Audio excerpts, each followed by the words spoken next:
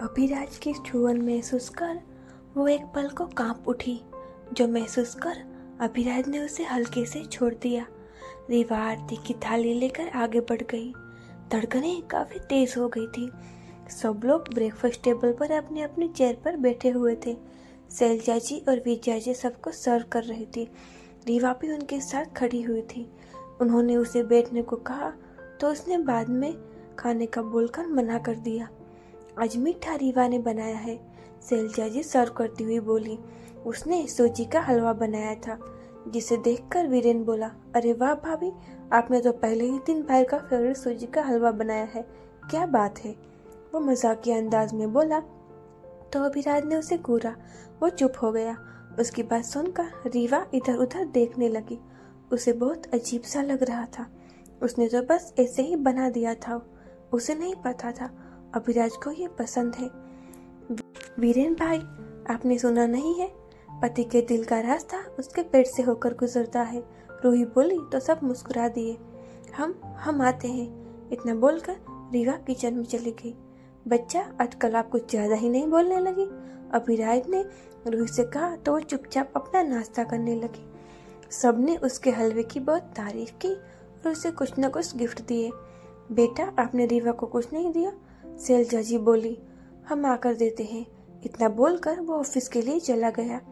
पूरा दिन ऐसे ही बीत गया। रीवा को करने का कुछ काम नहीं था, तो वो बैठे बैठे बोर हो रही थी। शाम होते ही वो घर के बाहर गार्डन में आई। यहाँ खुली हवाओं के बीच उसे अच्छा लग रहा था।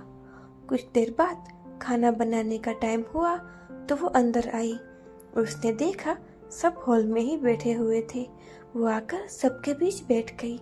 वो सबसे अच्छे से बात कर रही थी। कुछ देर बाद ही अभिराज और शिव मोहन जी ऑफिस से आए। अभिराज ने देखा वो सबके बीच बैठी सबसे बहुत अच्छे से बात कर रही थी।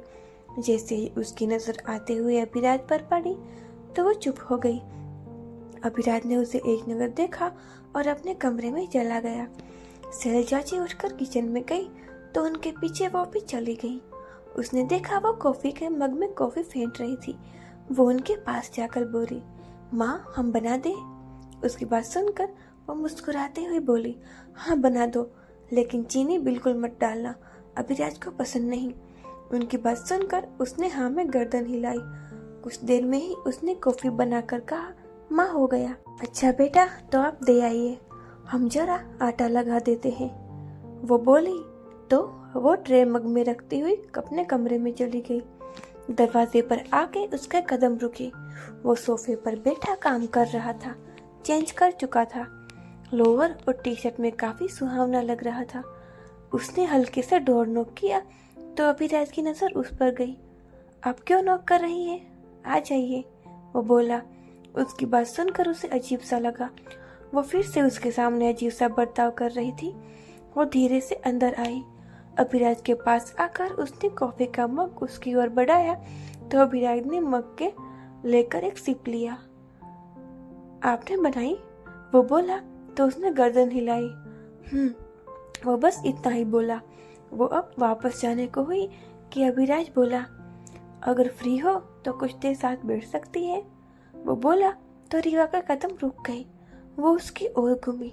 वो माँ किचन में काम कर रही है, हम यहाँ ऐसे बैठे, मतलब अच्छा नहीं लगता, वो बोली। ठीक है, जाइए, वो बोला तो वो चली गई। अभिराज के चेहरे पर हल्की मुस्कान आ गई। पहली बार इतनी बड़ी लाइन वो बिना अटके बोली थी। कुछ देर बाद वो डिनर के लिए नीचे आया। सब डाइनिंग टेबल पर बैठे हुए थे। वहाँ किसी बात की चर्चा हो रही थी। उसके आते देख वीरेन बोला, ये लीजिए, भाई आ गए। भाई, आप ही बताइए, आप हनीमून के लिए कहाँ जाएंगे? भाभी तो तब से बता ही नहीं रही थी। उसकी बात सुनकर उसने रीवा की ओर देखा। वो काफी डरी हुई लग रही थी। उसे ऐसे देखकर उसने वीरेन को अपनी तीखी नजरों से घूरा। हम देख लेंगे कब और कहाँ जाना है, तुम अपनी पढ़ाई पर ध्यान दोगे तो ज्यादा बेहतर होगा, वो बोला। तो सब लोग चुप हो गए। फिर बाकी का डिनर भी ऐसे ही चुपचाप हुआ। उसका डिनर खत्म होते ही वो उठकर अपने कमरे में चला गया। कितना गुस्सा करता है ये भी, मनोहर जी उसके जाते ही बोली। रीवा ने देखा उसके गुस्सा करते ही सब शांत हो गए थे। कुछ देर बाद सबने अपना अपना डिनर खत्म किया और अपने अपने कमरे में चले गए। वो अपने कमरे में आई। अभिराज हमेशा की तरह सोफे पर बैठा कुछ काम कर रहा था। वो अंदर आई और ड्रेसिंग टेबल के सामने रखी चेयर पर बैठ गई। उसने सबसे पहले सर से पिने निकाली और पल्लू नीचे किया। वो हल्के हाथों से अपना सर दबा रही थी। पिनों की वजह से उसे सर बहुत दर्द कर रहा था। अगर दिक्कत हो रही है तो सर पर पल्लू लाने की जरूरत नहीं है। अभिराज, जिसकी नजर कब से रीवा पर ही थी, वो बोला। वो उसे देखकर एक पल को ठिठकी, फिर बोली, नहीं मतलब ऐसे अच्छा नहीं लगता। हमने कहा ना जरूरत नहीं है। वो फिर बोला तो उसने जल्दी से हाँ में गर्दन हिला दी। अभी अभी वो नीचे जिस तरह से गुस्सा करके आया था, उसके बाद वो उससे हल्का डरी हुई थी, जबकि वो सामान्य रूप से ही बात कर रहा था। रीवा ने अपनी चूड़ियां निकाली, बस एक हाथ में एक पतली सी चूड़ी को छोड़कर। उसने अब अपना बैग लिया और बेड पर रखकर अपने कपड़े निकालने लगी। अब भी उसके कपड़े बैग में देखकर वो बोला, आपने अब तक अपने कपड़े क्लोजेट में सेट नहीं किए? जी हम कर देंगे, वो बोली। ठीक है, अभी चेंज कर लीजिए, फिर हम अभी ही सेट करते हैं आपके कपड़े, वो बोला। कुछ देर बाद ही वो चेंज करके आई।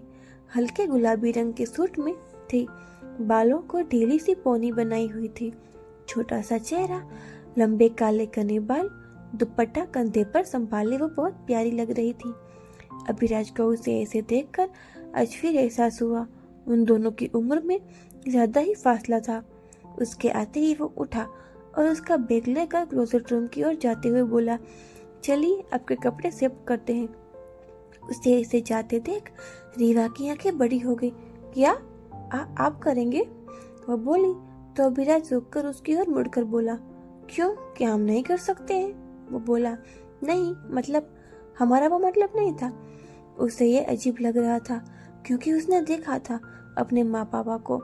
उसके पापा हर काम उसकी माँ ही करती थी, तो यहाँ तो अभिराज को उसका काम करता देख उसे अजीब लग रहा था। वो भी धीमे कदमों से उस ओर गई। बड़ा सा क्लोजेट रूम था। दोनों साइड कपड़े रखने के लिए हैंगर और ड्रॉवर्स थे। दरवाजे के ठीक सामने एक बड़ा सा मिरर था और उसके पास एक स्टूल रखा हुआ था। अभिराज एक साइड से अपने कपड़े लेकर दूसरी साइड लगा रहा था। एक साइड पूरी वो उसके लिए खाली कर रहा था।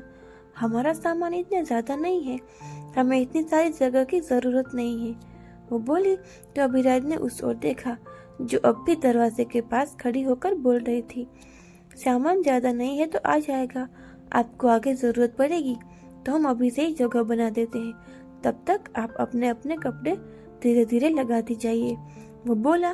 तो उसने हाँ में गर्दन हिलाई। वो कुछ आगे आई। उसने देखा अभिराज बहुत सलीके से अपने कपड़े रख रहा था। उसने अपना बैग खोला और अपने कपड़े लगाने लगी। कुछ देर बाद ही वो बोली, हमारा हो गया, हम बाहर जाते हैं। इतना बोलकर वो चली गई। कुछ देर बाद अभिराज भी बाहर आया। उसने देखा रीवा बालकनी में खड़ी एकटक आसमान को ही देख रही थी। वो भी उसके पीछे आया। उससे कुछ दूरी बनाकर खड़े होते हुए बोला, आप कंफर्टेबल तो है ना यहाँ? वो बोला तो रीवा उसकी ओर देखकर बोली, जी। वो अब भी एकटक आसमान में ही देख रही थी। कि आप हमेशा ही इतना कम बोलती हैं?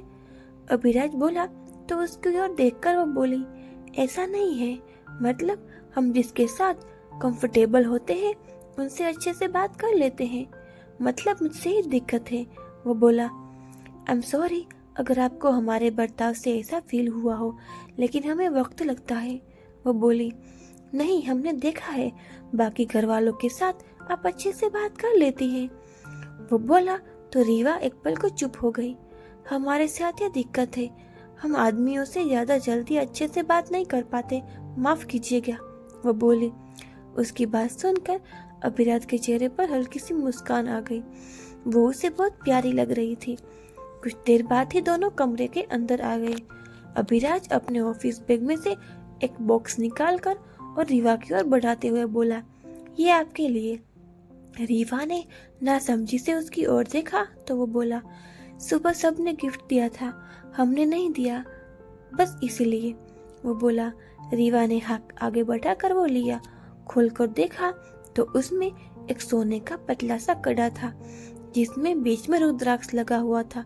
उसे देखकर रीवा के चेहरे पर बड़ी सी मुस्कान आ गई जो बहुत कम ही देखने को मिलती थी। बहुत प्यारा है, वो बोली। तो अभिराज को अच्छा लगा, उसका दिया तोहफा उसे पसंद आया था। रीवा ने पिल्लो उठाया तो अभिराज बोला, कहाँ जा रही हैं आप? कल आप सोए थे सोफे पर तो आज हमारी बारी। वो बोली। उसकी जरूरत नहीं है, हम सो रहे हैं सोफे पर। वो बोला। नहीं, हम सोएंगे, रोज आप सोएंगे तो आपकी पीठ अकड़ जाएगी। वो बोली। नहीं, हम सो रहे हैं, आप सो जाइए बेड पर। वो बोला और अपना तकिया लेकर बालकनी में चला गया। रीवा आगे कुछ नहीं बोली, वो आकर अपनी जगह पर लेट गई। कुछ ही देर में उसे नींद आ गई। आधी रात को रीवा की नींद खुली। उसे प्यास लगी थी। वो उठी और साइड टेबल पर रखे पानी के गिलास से पानी पिया। उसकी नजर बालकनी में गई। वह उठी और उस ओर आई। अभिराज गहरी नींद में लग रहा था। शायद उसे ठंड लग रही थी, जिस वजह से उसने अपने दोनों हाथ आपस में लपेट रखे थे। उसने देखा बालकनी में कुछ ज्यादा ही ठंड थी। वह वापस अंदर आई। क्लोजेट में जाकर वो रजाई लेकर आई और आकर उसे उठा दिया। बाल बिखरे हुए थे। वो बेफिक्री से सो रहा था। कुछ देर उसे देखकर वो वापस अंदर आ गई। बेड पर आकर लेट गई। कुछ ही देर में वो वापस नींद में चली गई। सुबह जल्दी ही उसकी नींद खुली। वो उठी और वॉशरूम में चली गई। कुछ देर बाद ही नहाकर रेडी होकर नीचे आई। रोज की तरह पूजा की। सब नीचे आ चुके थे लेकिन अभिराज नहीं आया था। शैलजा जी ने उसे ऊपर जाकर देखने को कहा तो वो ऊपर आई। कमरे में वो कहीं नजर नहीं आया तो उसे लगा वो वॉशरूम में होगा, लेकिन वहां भी नहीं था। तो उसने जाकर बालकनी में देखा, वो अब भी सोया हुआ था। वो अंदर गई और उसके पुकारते हुए उठाने की कोशिश करने लगी, लेकिन वो नहीं उठा। वो अपने कांपते हुए हाथ से उसके हाथ को पकड़कर हिलाया। उसे महसूस हुआ कि उसका हाथ काफी गर्म था।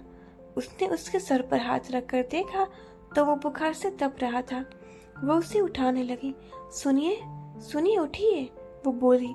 बहुत बार उठाने से उसकी नींद खुली। रीवा को देखकर वो उठकर बैठा।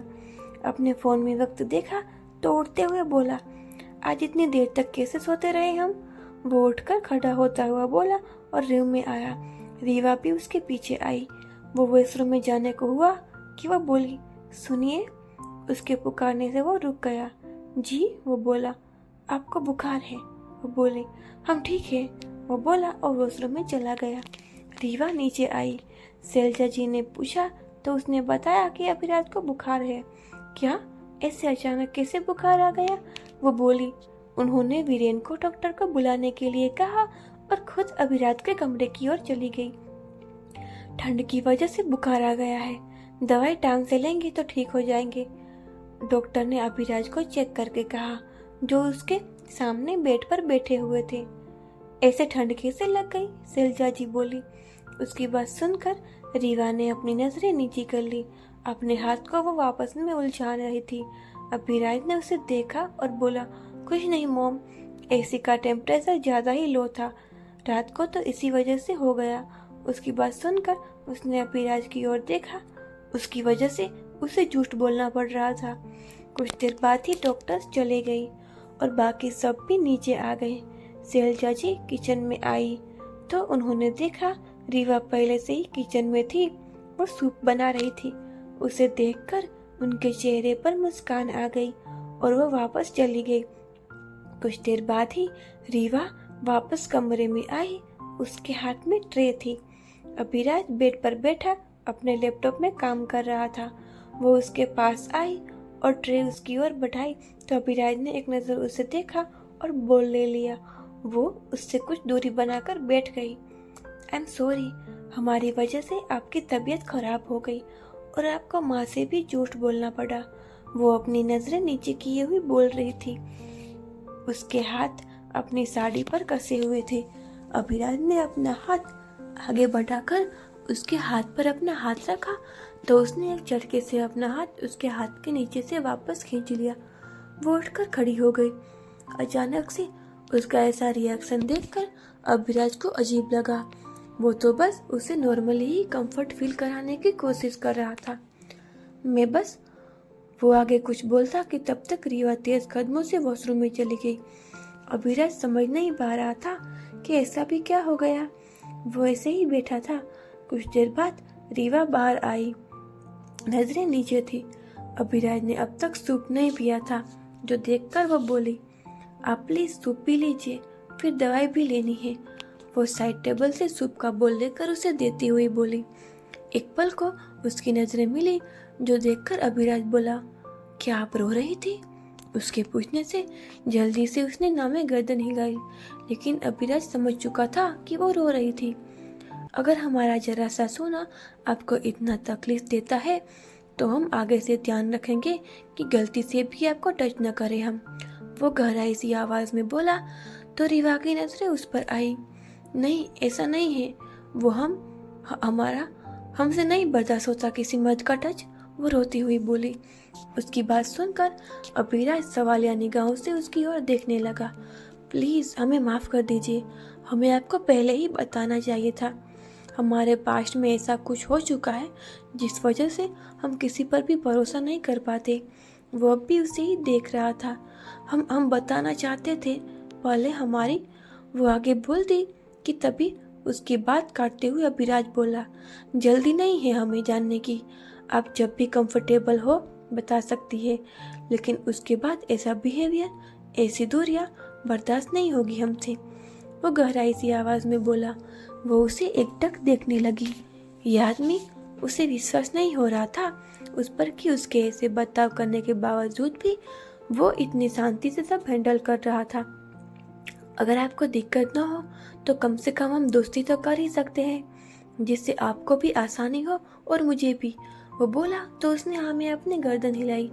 तो बनेंगी मेरी दोस्त? वो अपना हाथ उसकी ओर बढ़ाते हुए बोला। रीवा ने एक नज़र उसके हाथ को देखा और धीरे से अपना हाथ आगे बढ़ा दिया। अभिराज ने धीरे से उसके हाथ को थाम लिया। दोनों की धड़कनें कुछ बढ़ सी गई। अगर आपको ये कहानी पसंद आ रही है तो चैनल को लाइक और सब्सक्राइब ज़रूर करिए, और माफ़ करिएगा इतना इंतज़ार करवाया इसीलिए।